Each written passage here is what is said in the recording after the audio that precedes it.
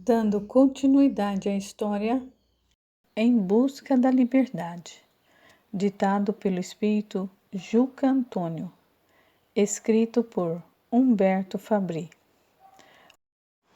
Capítulo 25.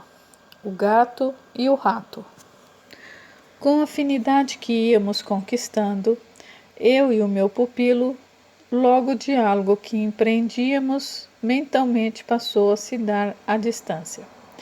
Cada movimento dele era então monitorado por mim, sendo suas ações calculadas com as sugestões que de fato faziam mais sentido.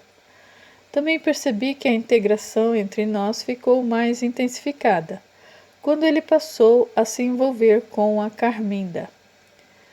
Dentre todos os recursos que me eram possíveis, eu me valia mais de um procedimento específico, o psicofônico, e isso mesmo eu estando distante do seu local de trabalho, ainda interditado ao meu acesso pela segurança ferrenha construída no plano dimensional onde eu me encontrava.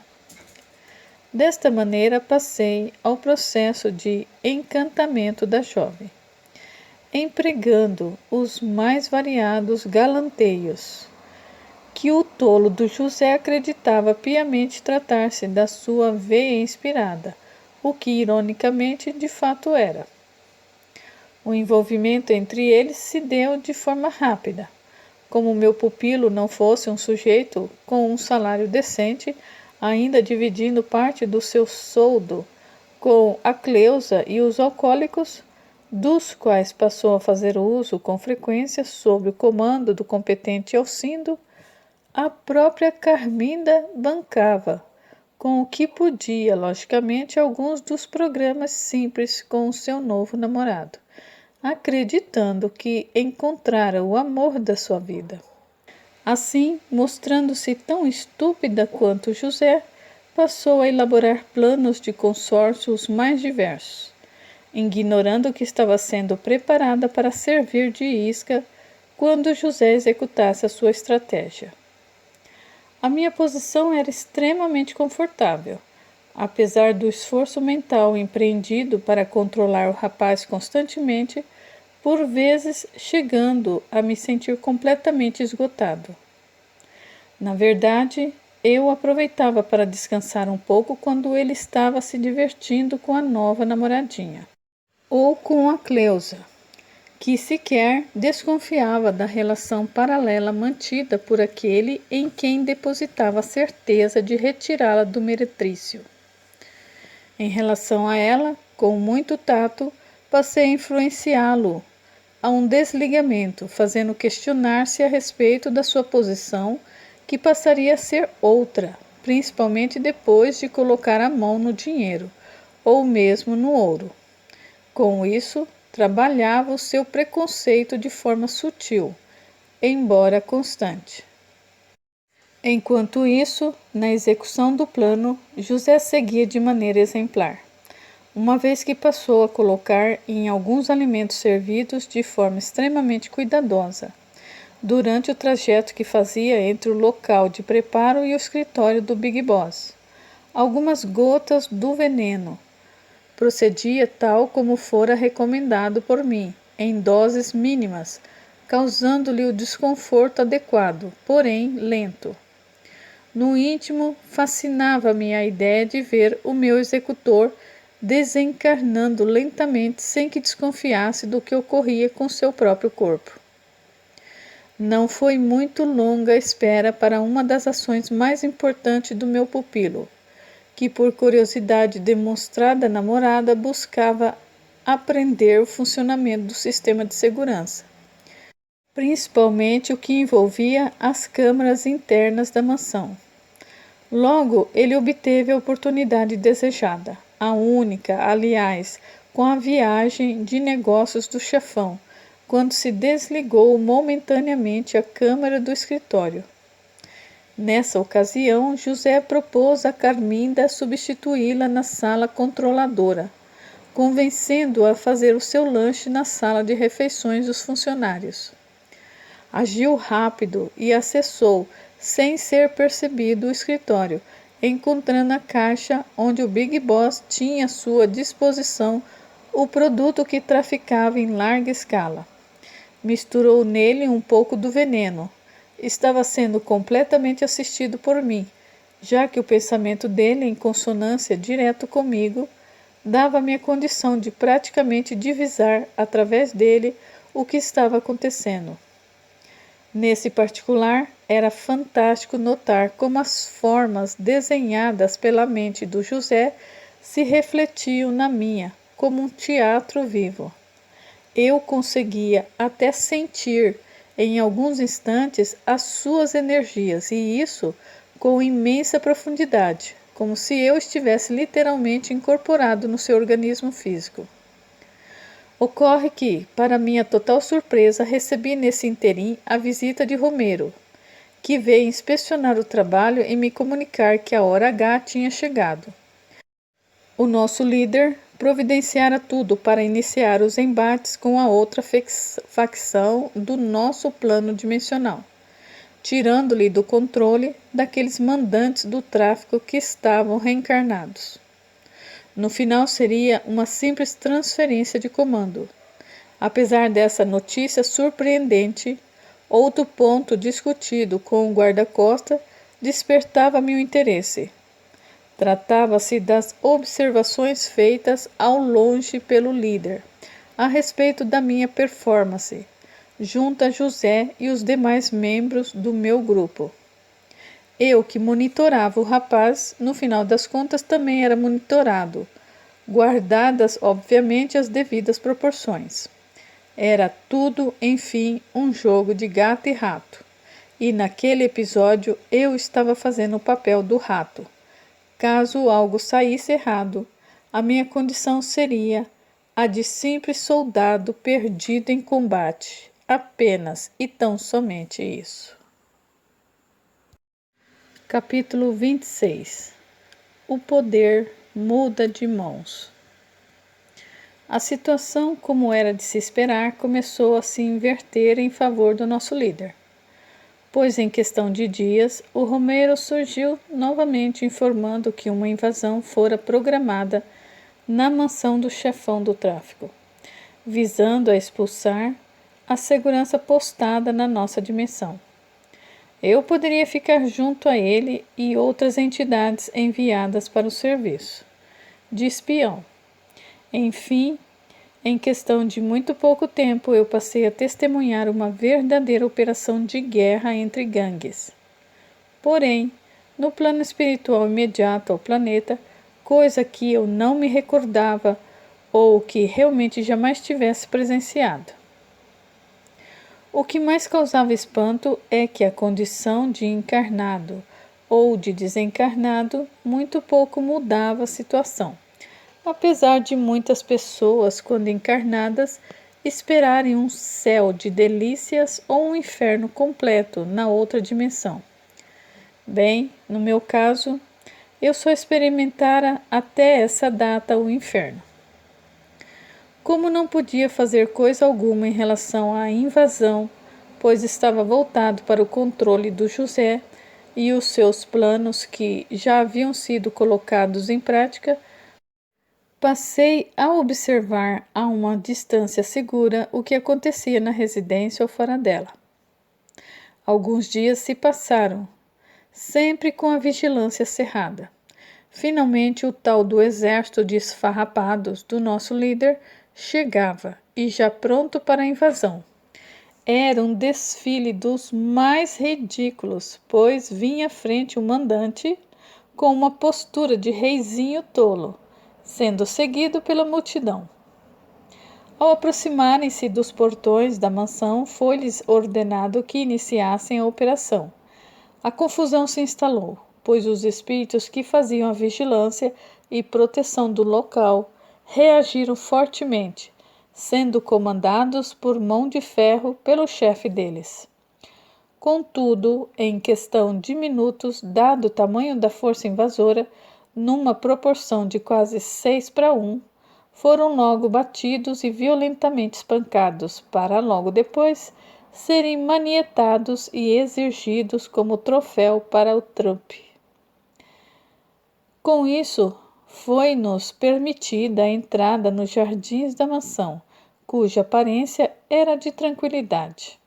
Era visível apenas uma certa agitação nos seguranças encarnados, que, sem saber o que acontecia na dimensão paralela, registravam estranhas energias, o que os levava à preocupação e maior atenção a qualquer movimento suspeito. Após as operações iniciadas, o nosso líder autorizou-me a entrar na residência, onde o luxo, regado a tremendo mau gosto, dava o toque. Com efeito, era uma mistura de brilhos com cores carregadas no vermelho escuro, lembrando algumas películas que bem poderiam ser de terror ambientalizado num bordel. Tão rápido observei os detalhes, fui em busca do meu pupilo, encontrando-o junto a outros funcionários que estranhamente se mostravam apreensivos. Imediatamente me apossei de José, através da manipulação energética do seu centro frontal e laríngeo. Então, usando-o como um aparelho de transmissão, perguntei para uma jovem serviçal não muito distante: qual a razão de tanta apreensão? A jovem respondeu: é que o patrão chega hoje de sua viagem de negócios e temos de estar com tudo preparado para o jantar. Além de sua esposa e as 2 crianças, devem vir mais 2 casais convidados, conforme informaram o nosso chefe e a governanta. Mas que estranho, José. Você não ouviu as instruções hoje de manhã? Para não levantar suspeitas sobre o meu pupilo, eu disse: devo estar com alguma doença. Preciso consultar um médico, pois eu ando tendo sérios problemas de memória. Ela olhou com certa desconfiança e com uma ponta de inveja. Completou antes de se retirar: vai ver que é por causa da tua namoradinha.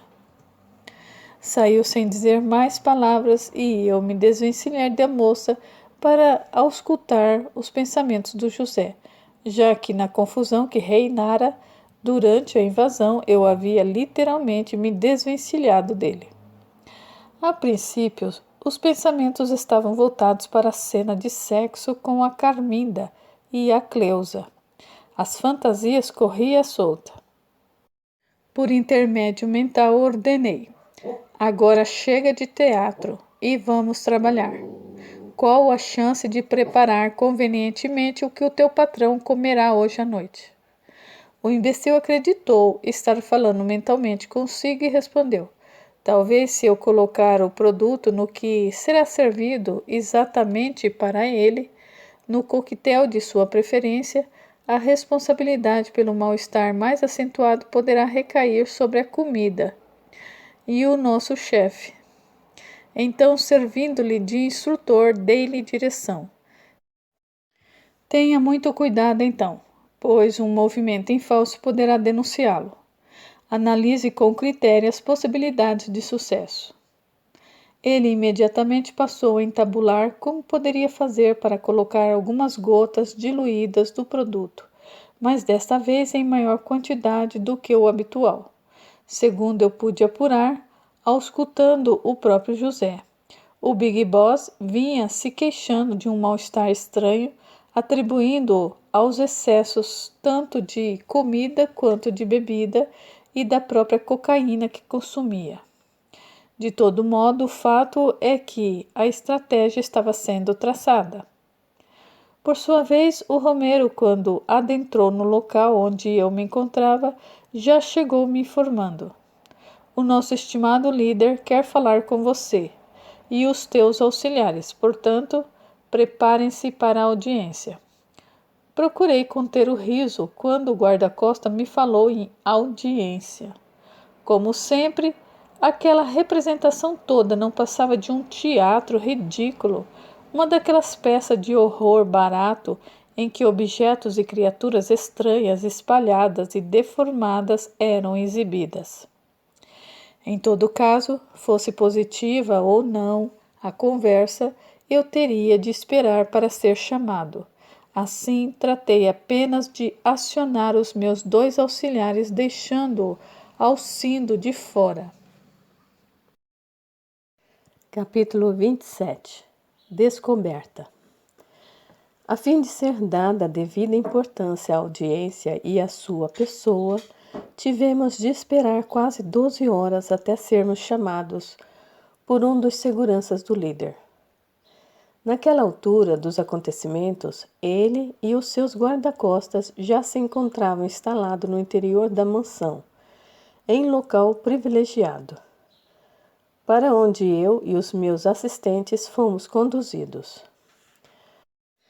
Ao adentrarmos, pude ver que os seus lacaios já haviam providenciado uma espécie de trono para o sujeito, o que deixava a situação como um todo ainda mais ridícula. Aproximamo-nos dele e meus 2 assistentes, numa condição de profunda humilhação e receio, ajoelharam-se logo atrás de mim. O líder começou fazendo uma guerrinha psicológica, analisando-me durante uns 5 minutos sem dizer coisa alguma. Provavelmente esperava que a minha ansiedade desse início ao diálogo, coisa que eu não fiz, já que eu sabia que assim poderia demonstrar algum receio. Aguardei, pois em silêncio, até que ele iniciou dizendo: "Quero comunicar-lhes que os serviços de vocês estão dispensados a partir de agora." O jogo era pesado. Talvez ele esperasse a minha reação contrária. No entanto, simplesmente respondi com uma indagação: "E para quem devo repassar os detalhes da operação que está em curso?" Ele, com profundo desrespeito, escarrou na minha frente, quase atingindo os meus pés, e completou: "Não será necessário, eu mesmo tomarei as rédeas daqui por diante." Utilizando aquele medíocre do tal José e liquidando de uma vez por todas esses palhaços que assumiram a tua antiga posição nos negócios. O meu pessoal, que se encontra encarnado, já prepara a invasão desta casa como condição final de conquista, recolocando-me no comando total das operações. O que, aliás, só foi perdido momentaneamente em função da tua incompetência que se deixou matar.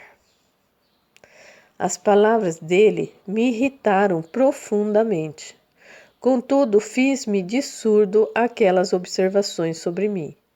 Em vez de retrucar, demonstrei interesse na operação especificamente, perguntando sem rodeios: "Posso saber quais os teus próximos passos em relação ao atual chefe do tráfico?"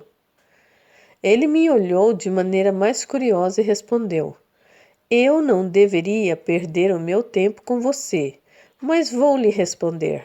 Aproveitaremos a ocasião para que o rapaz, que estava na condição de teu pupilo, envenene todos ao mesmo tempo, e não somente o chefão." Estranhamente, uma sensação de piedade me invadiu. Lembrei-me da minha querida Cristina e assim repliquei: "Você pretende envenenar as crianças também?" Talvez esse tenha sido meu erro, expressar-me daquela forma, com um certo grau de preocupação. Contudo, algo maior estava por detrás daquilo tudo, pois ele gargalhou estridentemente e logo em seguida falou em tom de profundo deboche: "Ora, veja só, o garotão está preocupado com as crianças. Segundo me consta, quando você coordenou o tráfico no curto período em que esteve reencarnado no planeta, esses cuidados em relação a quem quer que fosse não passava pela tua cabeça."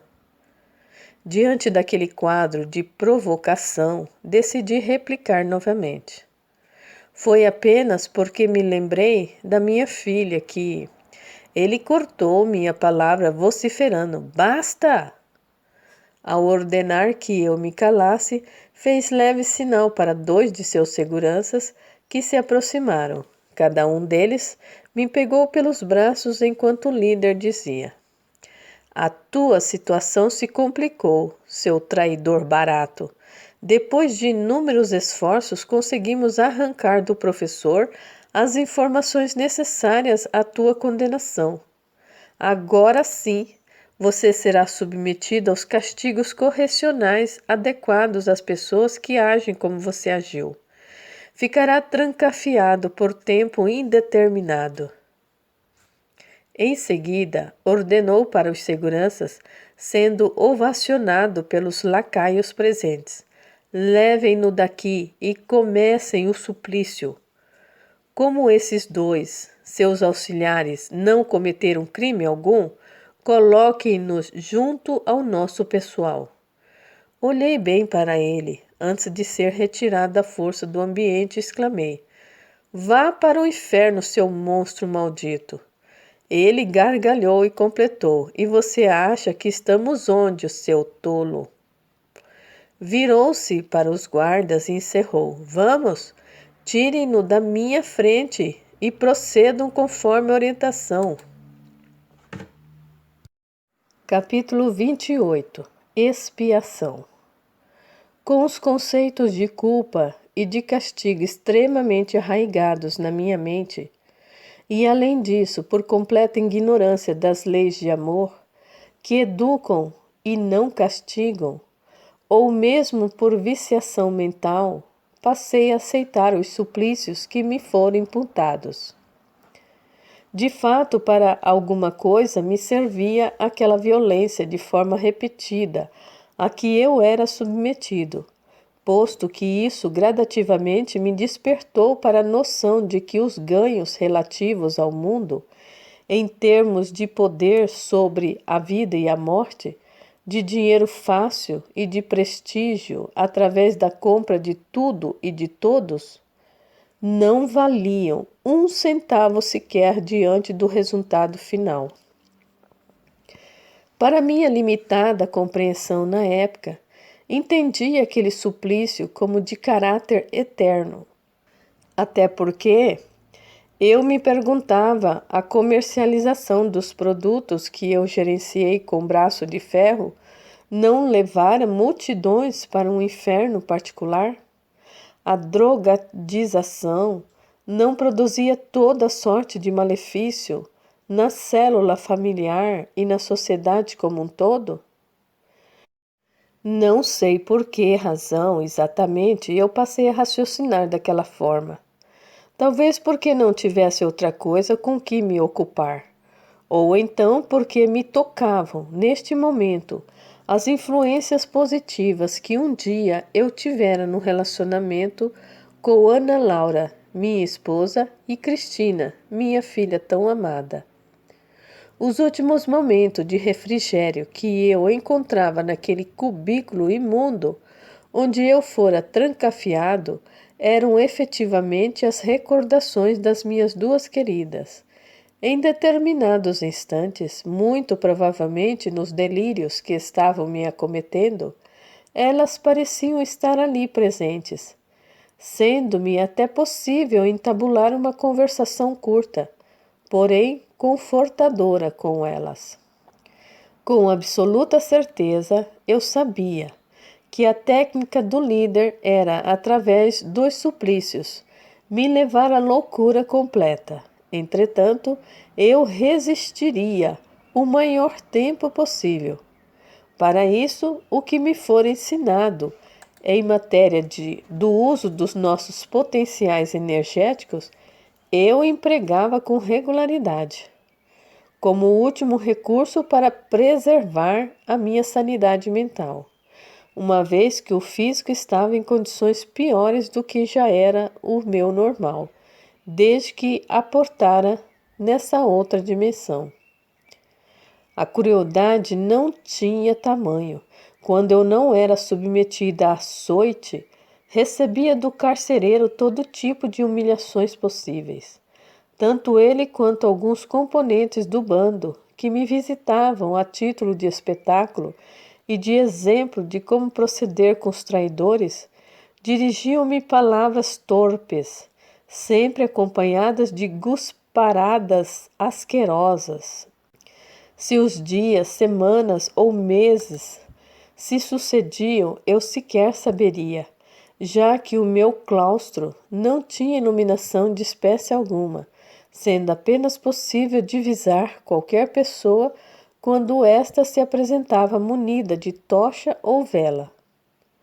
Os sons que chegavam até ali, abafados pela espessa porta de madeira, eram de gritos roucos ou de imprecações de quem já havia perdido completamente a razão.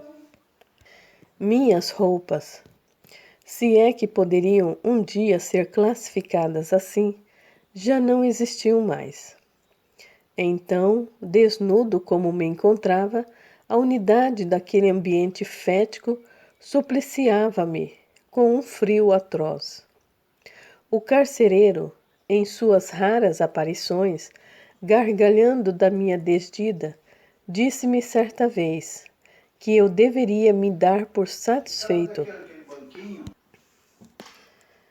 O carcereiro, em suas raras aparições, gargalhando da minha desdita, disse-me certa vez que eu deveria me dar por satisfeito, porque a condição em que eu me encontrava pelo menos me livrava do flagelo direto, ao qual eu deveria ser submetido com regularidade. De minha parte, não fazia ideia do que mais eu conseguiria suportar. Simplesmente um instante de paz que fosse me era completamente desconhecido, salvo aqueles poucos momentos em que as lembranças da minha pequena família me ocorriam. Além da tortura das trevas, no período do sono, me assaltavam pesadelos, os mais cruéis, que me agrediam sobremaneira, com figuras de jovens, adultos e crianças, surgindo e me fazendo acusações as mais diversas, referindo-se às desgraças que a cocaína comercializada sob a minha administração havia proporcionado a todos eles. Certo dia ou noite, eu, já próximo a viver de delírios, não tendo em que me apegar, passei a suplicar pela ajuda da minha esposa e da minha filha, repetindo palavras de socorro, como se fosse um mantra. Eis que, naquela oportunidade, eu tive condições de repousar, sem que as imagens acusatórias estivessem tão vivas à minha frente. Obviamente, com o conhecimento que adquiri, depois notei que a ocorrência, isto é, os meus delírios, estavam ligados a um procedimento auto-hipnótico, apesar de se apresentar de forma um tanto diferenciada, quando comparada àquela técnica. Por sua vez, a imagem das minhas duas queridas pareciam diferente de quando nos separamos pela morte do corpo físico.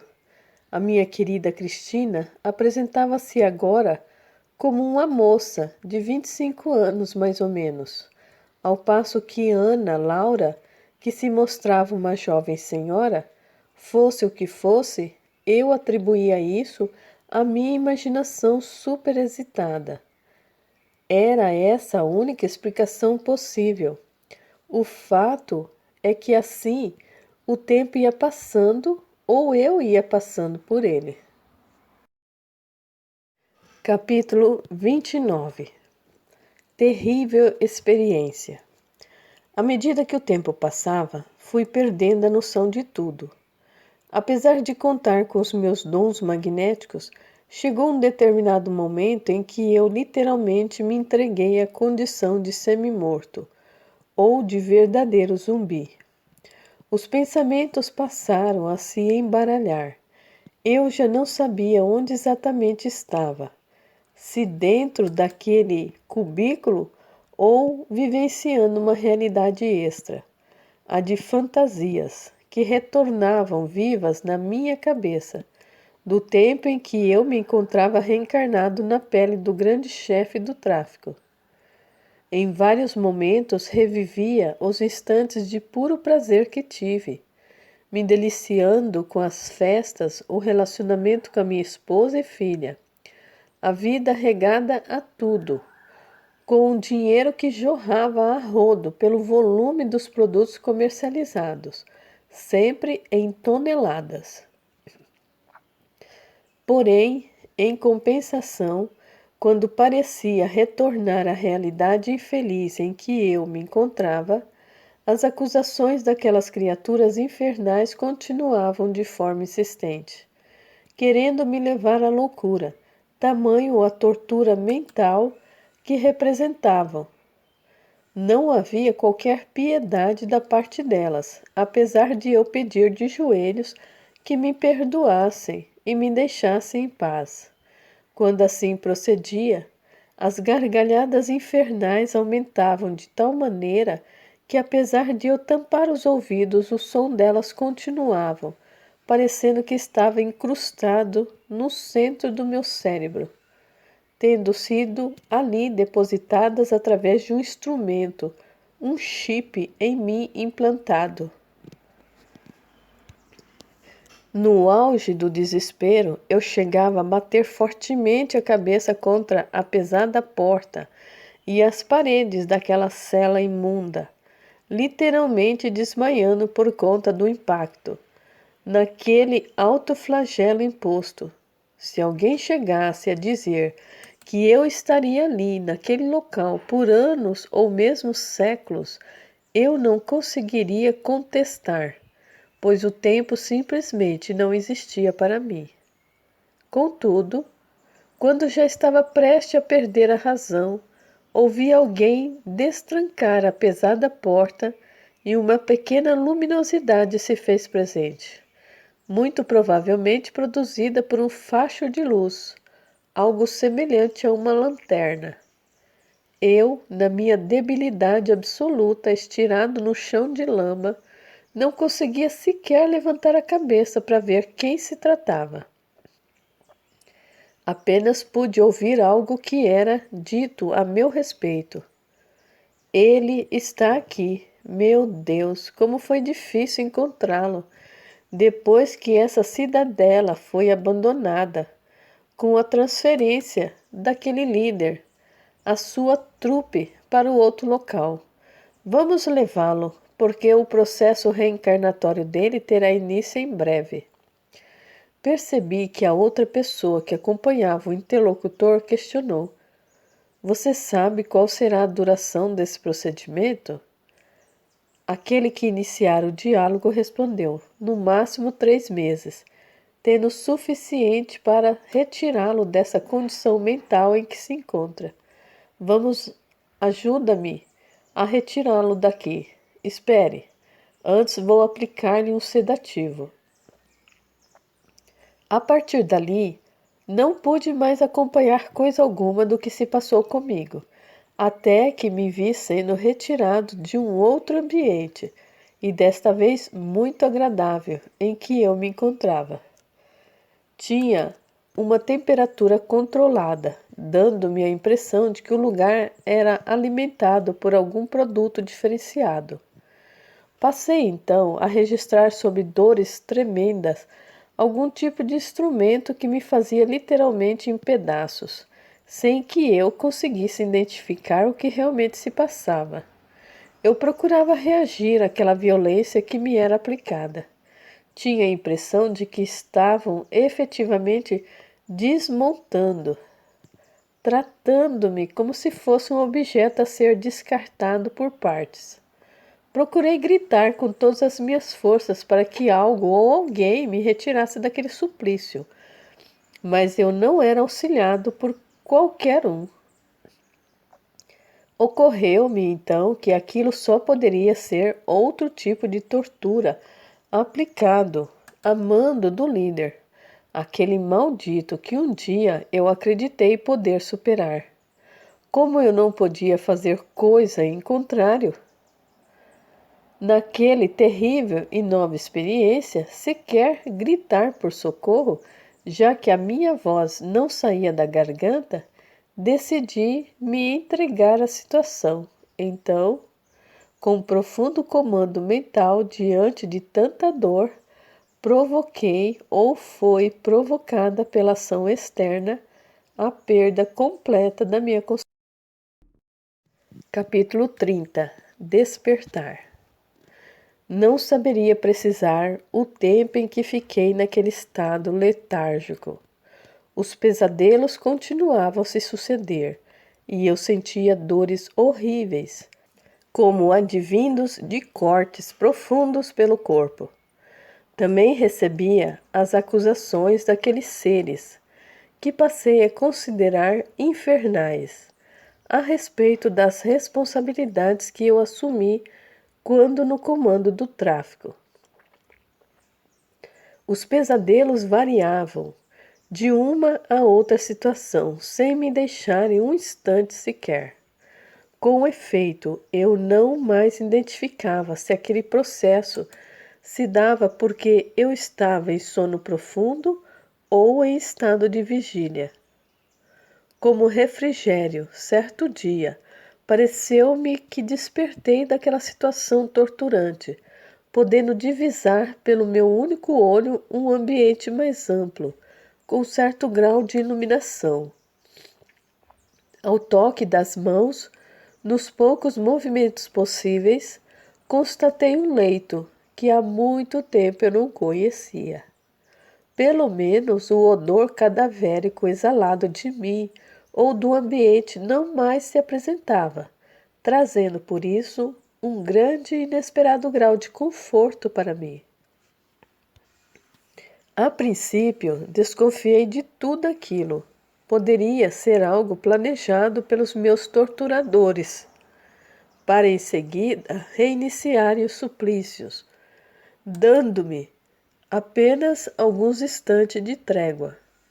Mas voltei a adormecer ou a perder a consciência, porque sinceramente eu não saberia dizer o que de fato ocorria comigo.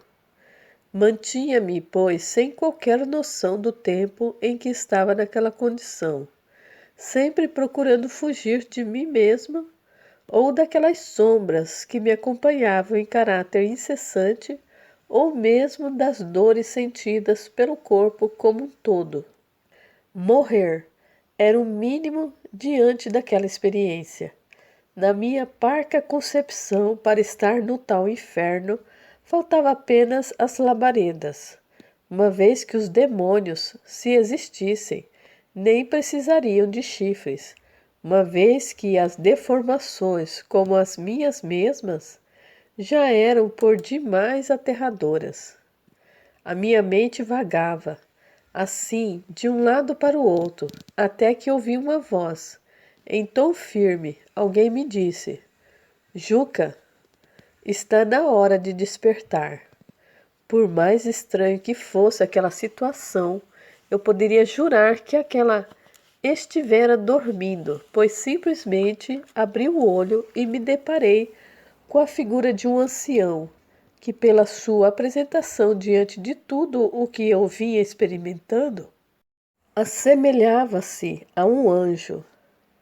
Na verdade, ele assim se pareceu pelo simples fato de estar com uma aparência normal, sadia e incrivelmente limpa, a começar pelo rosto e as suas vestes.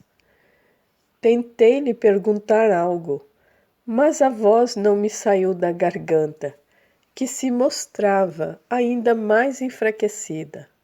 Mas insisti, e então, após algumas tentativas, eu consegui, num tom mínimo, questionar: onde estou? Aquele senhor de idade avançada me informou: você está numa instituição que fica próxima à crosta planetária e que é reservada ao atendimento de casos emergenciais de irmãos nossos recém-desencarnados. Em novo esforço empreendido por mim, comentei: mas o meu desencarne foi há algum tempo atrás. Eu não estou entendendo. Ele, com expressão de bondade, procurou me esclarecer. São dois momentos relativamente próximos entre uma situação e outra. Houve a intercessão de dois espíritos interessados em você para que os irmãos nossos, responsáveis por equipes de resgate, te localizassem. Então, os técnicos responsáveis te reconduziram à condição de breve contato com a organização fisiológica, no sentido de lhe tirar do enclausuramento mental autoimposto pelos recursos energéticos que lhe são conhecidos, alguns deles estando sob o teu domínio. A medida em questão se deu por você se colocar numa posição auto-hipnótica, fugindo de si mesmo e criando dessa maneira uma inserção profunda no teu inconsciente, ao se penalizar sem qualquer proveito. Trata-se de um regime de autotortura pelas responsabilidades assumidas, obviamente. Simplesmente a reencarnação imediata, se é que podemos nos referir a ela dessa forma, buscou quebrar-lhe as estruturas autoimpostas pelo procedimento hipnótico. Conforme lhe informei, era preciso considerar que o comprometimento da tua própria organização espiritual seria de uma ovoidização e consequente perda total de controle, e isso por tempo indeterminado. Note, meu caro Juca, que as leis soberanas do Senhor jamais visam a punição de seus filhos, por mais equivocados e comprometidos que eles estejam. Em vez disso, buscam lhes apresentar oportunidades novas para o seu processo de redenção. Não existe, logicamente, nessas leis, formas de serem burladas, conforme um dos próprios ensinamentos do Cristo. Ele mesmo nos disse que de lá, da prisão autoimposta, não sairemos, até que paguemos o último ceitil, ou seja, até que nos encontremos quites com a nossa própria consciência. A tua condição de comprometimento é grave e você está consciente disso. Mas a divindade, que é puro amor, sabe que por detrás daquele que se extraviou pela inteligência, está também alguém que, pela mesma faculdade, pode agir em benefício do semelhante. Havemos de atentar, pois, que ao beneficiar o próximo, sentir-nos-emos quites perante nós mesmos. Quanto aos teus acusadores, estes são mais do que as criaturas prejudicadas. Na verdade, eles são os valores do bem e da verdade em nós intrínsecos, que surgem como figuras no nosso consciente, exigindo a nossa reparação, cobrando-nos o tratamento que precisamos dar a nós mesmos, no sentido de voltarmos ao nosso íntimo para fazermos vibrar as cordas do amor que se transviou pelo interesse exclusivo em nós. Bem, perdoe-me se eu estou sendo direto no uso das palavras, mas eu procuro tão somente proceder um novo evento cirúrgico, impedindo qualquer possibilidade de ensimesmação tua na condição de vítima, uma vez que somos apenas herdeiro de nós mesmos, dos nossos pensamentos e dos nossos atos. Medite, enfim, a respeito do que lhe falei. Com o tempo e a tua melhor disposição, voltaremos a conversar. Fique em paz. Antes que o ancião se retirasse, perguntei-lhe o nome, no que ele, olhando-me significativamente, respondeu: Fui conhecido durante longo tempo como o 1025, porém, o nome que adotei foi um daqueles que tive numa das minhas últimas encarnações, Noel. E procurando descontrair, sorrindo levemente, completou: não o do papai. Quem me dera, tão somente Noel. Capítulo 31. Inimigo direto. Por um bom tempo, eu não saberia precisar a quantidade de horas. Eu refleti sobre todas as minhas atitudes. Meu envolvimento com o crime organizado, com a falange liderada por aquele criminoso desencarnado e todos os demais equívocos dos quais eu estivera participando direta ou indiretamente. Todo o sofrimento que eu havia imposto sem qualquer consideração às pessoas, efetivamente isento de valores e com a consciência anestesiada, tinham agora, de certa forma, sido despertados. Na verdade, isso foi um processo que se iniciou a partir do momento do meu desencarne e posteriormente com a tortura e a prisão às quais fui submetido sem condições, inclusive de medir o tempo. Efetivamente notava o bem, a verdadeira bênção que o desencarne violento, no meu caso especificamente, havia produzido em mim, mas lamentava com as mais sentidas lágrimas ter sido responsável pela morte da Ana Laura e da nossa amada filha. Doía-me agora constatar que eu prejudicara não somente a mim e a minha família, mas boa parte da sociedade, porque o produto comercializado e em tamanha quantidade, quantas criaturas não tinha prejudicado o mundo afora? E tudo por nada. O dinheiro todo em que eu literalmente me chafurdava, além de não me servir, transformara-se em mais um elemento de autocobrança, por ter sido extremamente mal utilizado, em que todo aquele poder e fortuna tinham me transformado, senão num monstro deformado e num lacaio qualquer, usado para os interesses de mentes superiores à minha, completamente voltadas para o prejuízo ao próximo. Das lágrimas passei ao desespero, sentindo uma dor incontrolável, e não pelo estado do meu corpo, mas sim pela constatação dos meus enormes erros.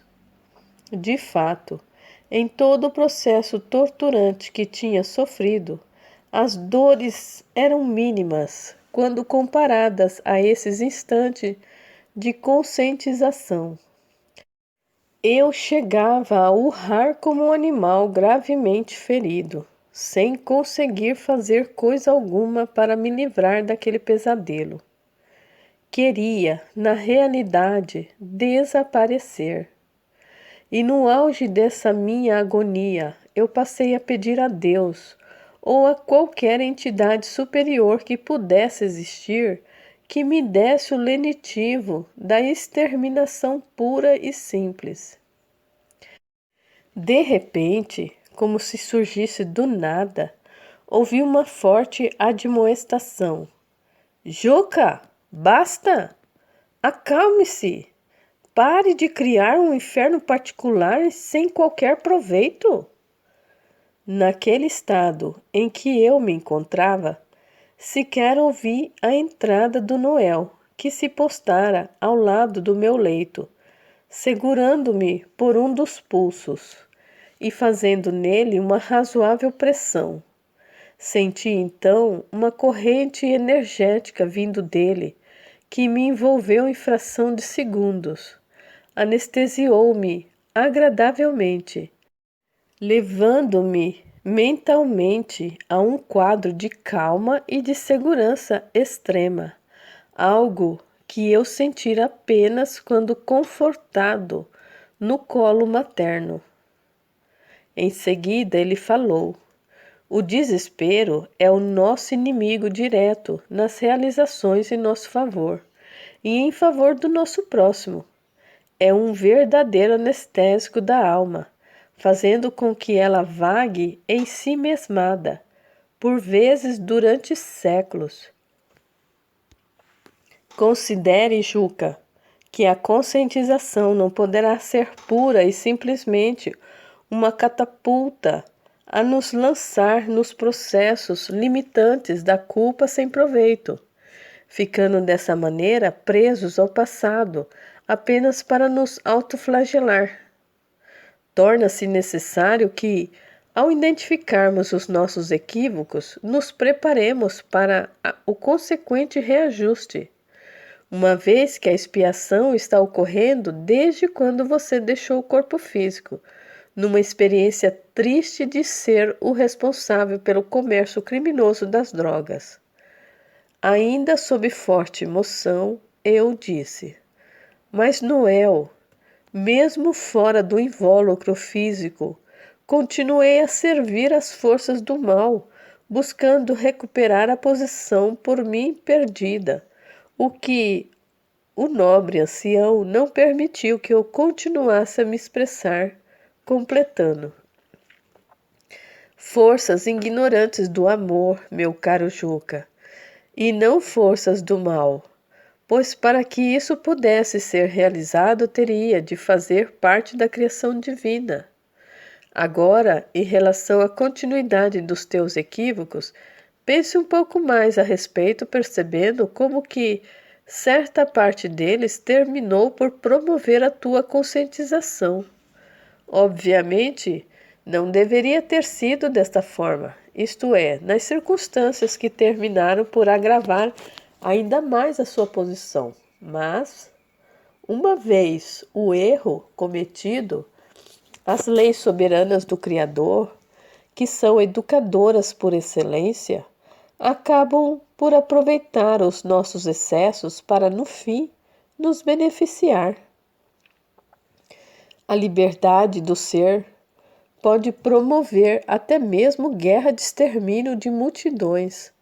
Contudo, mesmo diante das nossas mais absurdas decisões, as inteligências superiores que agem no universo terminam por promover certos benefícios dentro do possível para as sociedades nelas envolvidas, lembrando que ninguém passa por qualquer experiência por acaso, posto que este inexiste nas leis de amor e do nosso Criador. Assim, em breve, iniciaremos os esclarecimentos que se façam necessário para posteriormente darmos ensejo aos teus programas revitalizadores. Devemos prepará-lo convenientemente aos procedimentos regeneradores, a partir dos quais os resgates estarão ocorrendo na medida da tua capacitação. Por enquanto, descanse um pouco mais e, caso se sinta disposto, ore a Deus pedindo a Ele o amparo diante dos teus futuros desafios. Lembre-se de que o nosso Criador ama indistintamente todas as suas criaturas, dando a todas elas as oportunidades sagradas da recuperação, à medida que se conscientizem de suas fragilidades perante a vida. Capítulo 32. Doutora Matilde. Naquele estado de calma em que passei a ficar depois daquelas palavras do Noel, adormeci por algumas horas. Contudo, algo inusitado ocorreu quando despertei, pois eu simplesmente não me recordava dos constantes pesadelos que vinham me acompanhando em caráter de rotina. Por vezes, até mesmo um simples cochilo se transformava em momentos de acusações eivadas de palavras de baixo calão por pessoas revoltadas, fazendo eu me sentir um verdadeiro farrapo humano. Era esta, pois, a minha primeira oportunidade de completa paz, algo que eu experimentava depois de anos, sabendo de antemão, no meu íntimo, que ela não era por mim merecida, dado o estado de comprometimento em que eu me encontrava. Mas eu assim pensava naquele momento em função dos meus limitados conceitos. De todo modo, Naquele instante, eu ainda experimentava a suavidade da paz, quando adentraram no aposento uma jovem senhora acompanhada do Noel. Foi ele quem me adiantou na apresentação. Esta é a doutora Matilde, a responsável pelo posto de socorro, no qual nos encontramos. Conforme lhe informei anteriormente, ela poderá lhe apresentar as propostas para os teus próximos passos regenerativos. Lembrando que não se trata de qualquer imposição, você estará livre até certo ponto para decidir o que lhe parecer melhor. Cumprimentei a médica da melhor maneira que eu pude, dada a minha completa debilidade. Percebi que ela devia ter muita experiência no atendimento de criaturas tão deformadas quanto eu, pois, dado o meu estado, em momento algum ela demonstrou estranhamento ou desconforto. Antes falou.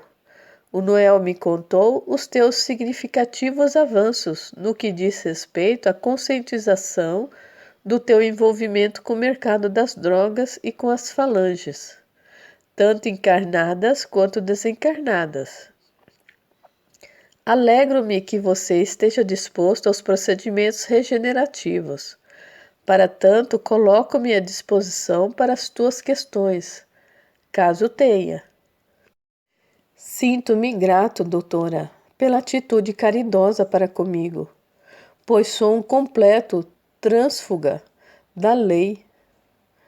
Portanto, não merecedor de qualquer oportunidade de ela, como acontecera antes com o Noel, pediu gentilmente licença para me interromper e disse: em absoluto, Juca, todos nós somos merecedores do amor divino. Por sua vez, quanto mais comprometidos estamos, maior é a nossa necessidade de recebermos o amparo e a sustentação ofertadas pelo Criador. Assim, não vamos levar isso em conta, sejamos diretos nos devidos esclarecimentos, está bem? Decidi, então, apresentar-lhe as minhas dúvidas mais básicas, a começar do meu resgate, ao que a doutora esclareceu. Os mentores responsáveis pela direção das nossas atividades solicitaram a nossa intercessão para retirá-lo da zona purgatória na qual você foi instalado. E isso graças aos incessantes pedidos da tua esposa e filha, cuja condição espiritual é de méritos. Com efeito, elas estavam conjugando contigo uma nova família na intenção de desviá-lo da tua senda comprometedora, o que não foi possível pelas intercorrências que lhe são conhecidas. Também vela por você à distância, buscando alterar-lhe o rumo àquela que foi a tua mãe desvelada, aquela jamais ouvida em seus conselhos, desprezada mesmo pela condição simplória de pessoa com a qual se apresentava na última existência. Naquele instante, se eu pudesse encontrar um buraco no chão, talvez me enterrasse como um tatu, tamanha vergonha que me assaltou. Mas a doutora Matilde simplesmente deu continuidade à exposição, sem demonstrar qualquer afetação.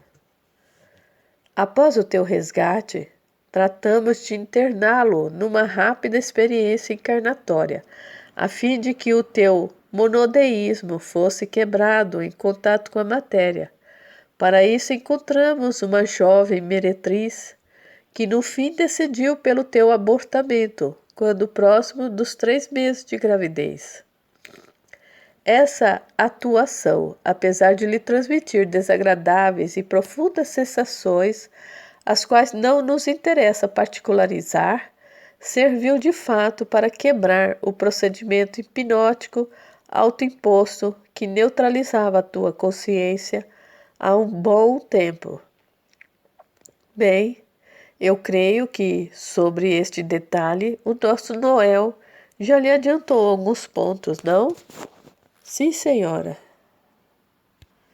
Muito bem.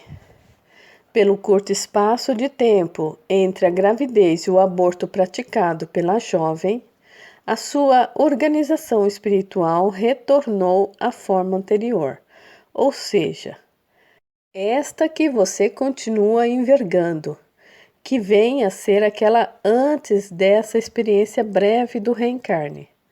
Vale salientar que, apesar da atitude inconsequente daquela que poderia ser a tua futura mãe, o bem que ela lhe fez será levado em conta, no sentido de amenizar os teus futuros resgates. Mas talvez agora você queira saber das propostas relativas ao futuro. Estou certa? Sim, a senhora literalmente leu meu pensamento. Ela sorriu levemente e deu seguimento. Novo procedimento de reencarne lhe será oportunizado, caso seja do teu interesse. Claro, nele você terá algumas limitações, porque o processo deverá obedecer primordialmente a algumas correções mais acentuadas do teu corpo espiritual, cujo contato com a densidade orgânica do corpo físico procederá os necessários ajustes. Necessários ajustes, doutora?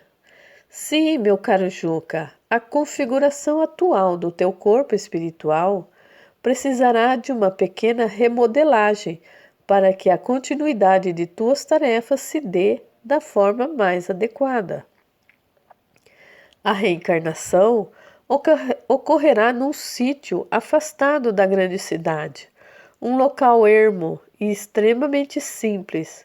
A tua condição de vida no orbe terrestre será de curta duração, alguns poucos anos apenas, com limitadíssima condição de expressão mental, porque o objetivo desta vez é melhorar a tua aparência, a começar da locomoção, que terminou prejudicada pelos anos de clausura. Também deve minimizar um pouco os traços do teu rosto. Depois, no teu retorno à dimensão espiritual, passaremos a entabular os teus novos desafios, no sentido de se promoverem os acertos necessários em relação à coletividade prejudicada com tuas ações. A doutora Matilde não poderia deixar de ser mais direta. Enquanto ela discorria, as lágrimas inundavam meus olhos. Assim, constatando a minha miséria moral, exclamei: Meu Deus, o que fui fazer de mim? Ela me olhou de maneira serena e, transmitindo-me sustentação, continuou: Não se penalize, porque em nada esta postura ajudará a tua recuperação. Pense no que poderá fazer pelo semelhante, utilizando a mesma disposição e inteligência de quando você estava diante dos teus negócios. Agora, elas precisarão passar por uma inversão completa de propósitos. Com efeito, aquilo que fazemos de inadequado, quando passamos a nos conscientizar sobre os equívocos cometidos, podemos utilizar com a mesma força como ferramenta de superação dos desafios, transformando os tropeços em bem para a sociedade. Procurei controlar as lágrimas, mas aos soluços voltei a perguntar: Mas, doutora, como fazer um trabalho de recuperação frente ao tamanho do prejuízo causado para milhares de pessoas? Juca, você, quando pequeno, não dizia para tua mãe que seria professor quando crescesse? Quem sabe, depois do refazimento necessário e outras experiências reencarnatórias que poderão advir, no sentido de prepará-lo, você não se candidate à posição de educador. Certamente, com as dificuldades inerentes a essa profissão, principalmente em países onde a ignorância grasa e o comércio das drogas ilícitas muitas vezes garante parte de sua economia, as tuas ações serão as benesses das pessoas ali inseridas. As leis de amor do nosso Criador nos oferecem a sagrada oportunidade de nos refazermos e não de estacionarmos na culpa. Bem, por enquanto isso é o que podemos lhe oferecer, Juca. Caso você esteja de acordo, o nosso Noel, que aliás poderá ficar mais um tempo com você, iniciará os preparativos para a tua primeira incursão no planeta, com a postura consciencial renovada. O que me diz? Que aceito integralmente, doutora. Não suporto mais a dor dos erros de natureza ética que eu cometi. Ela então, com elegância, encerrou. Ótimo. Se me permitem, então, eu vou me retirar para visitar outros pacientes. Fiquem na paz do Senhor. Capítulo 33. Desafios. Aproveitei a oportunidade em ter o Noel em minha companhia e, curioso, lhe questionei. Quanto à minha dependência, ela não era assim tão acentuada quando eu me encontrava no corpo físico, tendo quase me livrado dela completamente. Estive muito tempo sem consumir o produto, que, diga-se de passagem, era-me inacessível, principalmente no período em que me encontrava trancafiado. Mesmo assim, terei tendências em relação a ela? Noel me olhou com profundo respeito e informou: não muita, porque os compromissos centrais que você tem estão vinculados à tua condição básica de recuperação do teu perispírito, com grande obnubilamento das tuas condições mentais mais objetivas. De certa forma, essa experiência reencarnatória ou outras que poderão se suceder trará maior reforço a esse rompimento com a dependência que você menciona. Teremos, obviamente, de aguardar que a instituição responsável pelos procedimentos reencarnatórios nos informe sobre as tuas reais necessidades. Por enquanto, é importante que você medite e procure na prece o fortalecimento adequado para os desafios que surgirão, conforme já são do teu conhecimento. Ainda curioso sobre alguns desdobramentos do que ocorrera desde o meu aprisionamento, questionei. Gostaria muito de saber o que aconteceu com o José, a Carminda e mesmo com o líder depois do meu isolamento completo. O Noel esperou uns instantes para responder, como se procurasse as melhores palavras. Depois deu continuidade com uma pergunta. Em que essas notícias poderão te auxiliar daqui por diante, Juca? Pode ser que em nada, mas com o volume de responsabilidades que tenho, que diferença saber disso fará? Há de lhe causar maiores desconfortos do que aqueles que você já precisa administrar. Isso já não é o suficiente? Pode ser, Noel. Mesmo assim, eu creio que eu tenha o direito de saber, pois o meu envolvimento era direto no caso. Muito bem, meu caro, se você insiste. Lamentavelmente, os desdobramentos foram os piores possíveis, pois o líder não poupou quem quer que seja. Fez com que o envenenamento fosse de todos que se colocaram à mesa, levando-os a óbito. Logicamente, com isso, colocou maior carga de responsabilidade sobre as suas costas, onde já não havia poucas, infelizmente.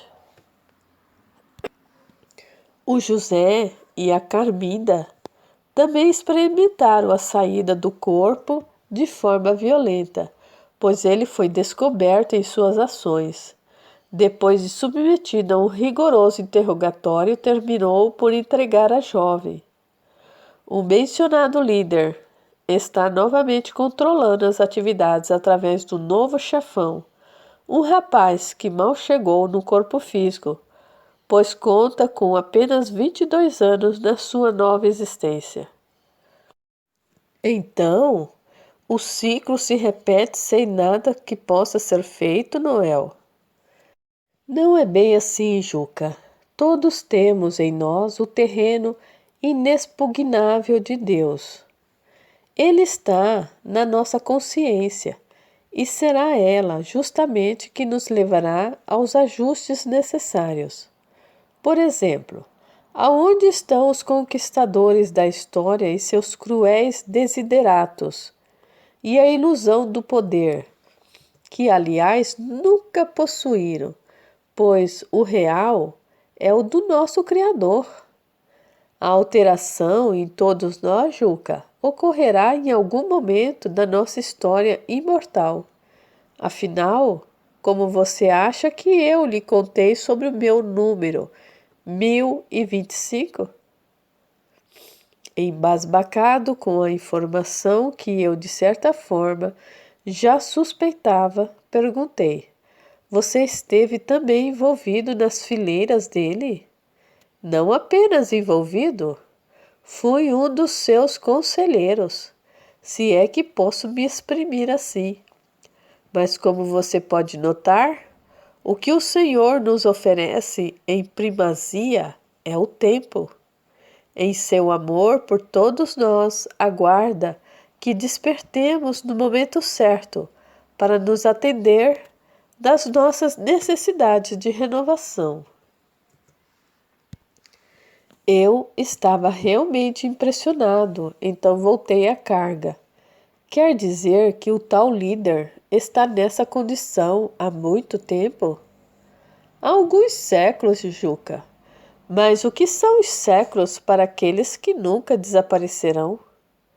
E não querendo dar mais detalhes além daqueles que já havia me passado, o Noel, com objetividade, procurando encurtar o nosso diálogo, disse: Bem, o que mais importa a partir de agora é o teu firme posicionamento frente aos desafios, que serão muitos, nessa busca pela liberdade que você está impetrando. Antes que ele se retirasse, eu falei: Nessas primeiras etapas, sinto que não terei problemas de vulto, dada a neutralização quase absoluta das minhas capacidades mentais. Mas o que virá pela frente me assusta tremendamente pelo medo de falhar de novo. O meu interlocutor, sorrindo, completou: Ora, Juca, você pode não acreditar mais em papai, mas poderá sempre contar com o Noel, que estará por perto para lhe dar uma forcinha. De agora em diante, prepare-se praticando o exercício da fé em você e no Criador, já que as tuas lutas regeneradoras estão apenas começando. Aguardem, a história continua.